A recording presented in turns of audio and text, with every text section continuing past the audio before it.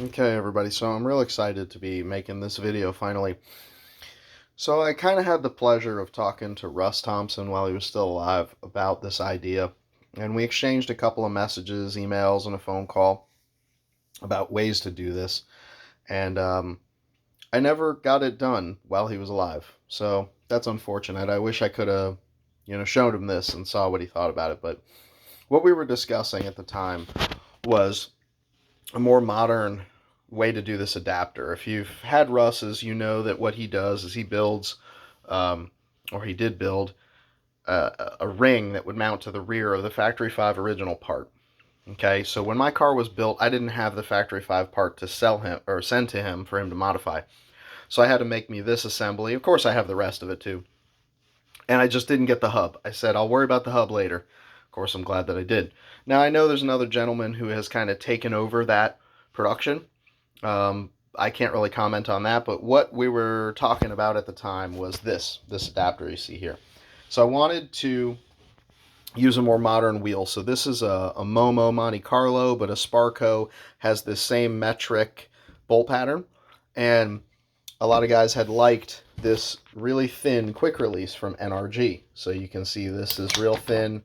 It allows you to not use up a bunch of space. Sorry about the shaky camera. I only got one hand when I'm doing this. So what I wanted to do was attach this type of wheel to the self-canceling assembly that Russ builds and not make this really thick. I actually made this thinner than his original part. So the way that this would work, let me flip this steering wheel over and kind of stack everything together. Of course, this is all kind of temporary at the moment, as you can see. And I have just a screw sticking out of here so that I can line everything up and make it work for this demonstration. But you get the idea. So the way that this would work is you would still be able to operate the turn signal like normal.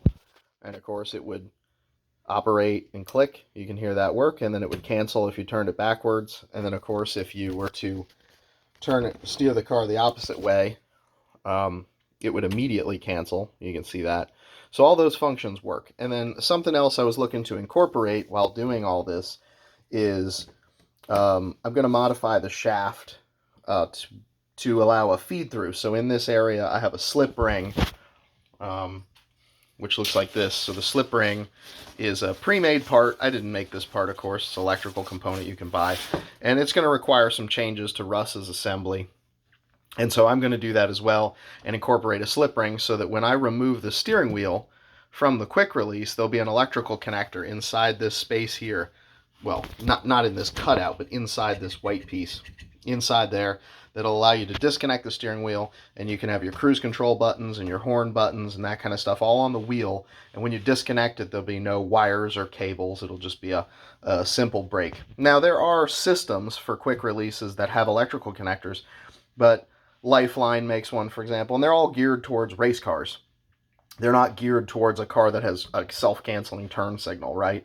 So, to my knowledge, nobody's built such a thing, and I decided to take on that project. So this is a rapid prototyped part. As you can see here, I'll move things out of the way, and we'll talk about that. So as you can see, this is what the part kind of looks like. And again, this is a rapid prototyped component that I made, and the idea here is that it would retain all the functions. It would maintain a minimum overall length, the minimum I could get away with, so you have the most comfortable position for the steering wheel to fit, and you could hide everything. So you won't see anything, right? You won't see any wires besides these wires that stick out of the turn signal assembly that everyone's familiar with from Russ's kit. So you can see that would be like that. But everything else would be hidden, so you wouldn't see any of the other wiring, and that's the goal. So hopefully you guys like that.